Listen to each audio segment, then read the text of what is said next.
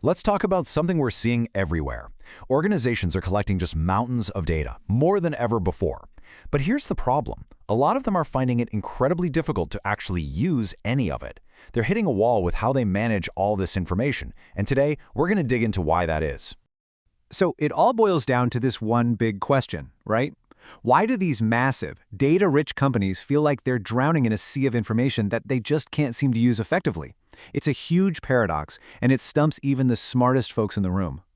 Well, the short answer, according to a lot of experts, is that they're caught in something they call the data mess. And it's exactly what it sounds like. It's that point where the sheer volume and complexity of all your data just completely outpaces your ability to manage it or get any real value out of it. And look, this isn't just a feeling people have. It's a deep, fundamental architectural problem. The traditional systems we've all been using for years, well, they just weren't built for the kind of scale we're dealing with today. They're literally cracking under the pressure.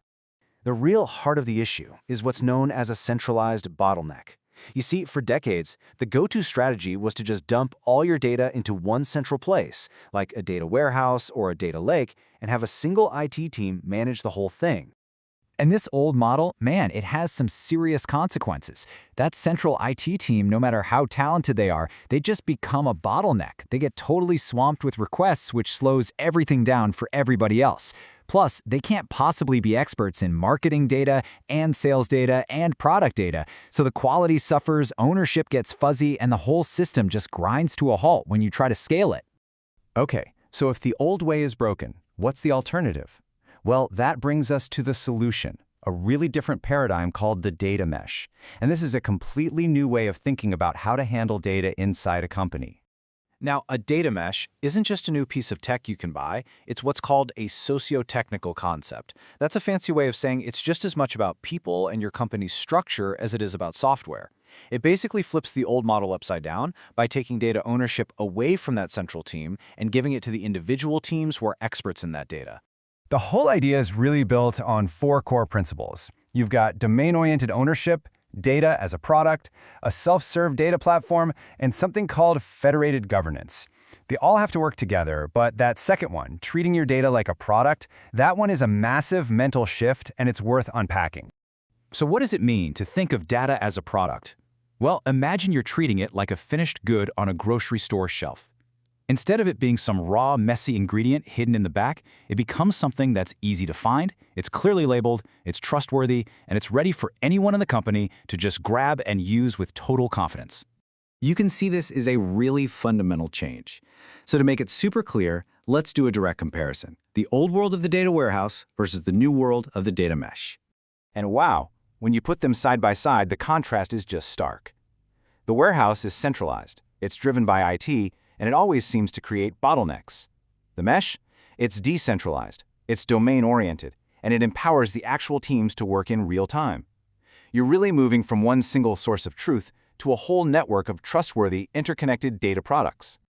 Of course, making a shift this big is never easy. It comes with some very real challenges for sure, but also some absolutely incredible payoffs for the organizations that can pull it off. So let's get real about what it takes to implement this. The path to getting a data mesh up and running has some major hurdles. The biggest one is usually figuring out this new federated governance model. It's also tough to get teams to take on these new responsibilities for their data. But you know what's maybe the most surprising hurdle? It's just getting people to understand what a data mesh actually is. Because if your teams think this is just another IT project, it's pretty much doomed from the start. But, and this is a big but, for those who can clear these hurdles, the payoffs are huge and they build on each other. When data is easy to get to, speed just naturally goes up.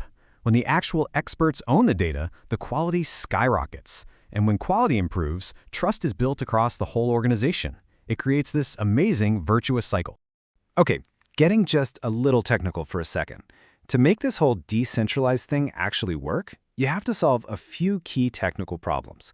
You've got to make data discoverable everywhere, you have to securely manage who can access what, and you have to enforce the same rules consistently across the board.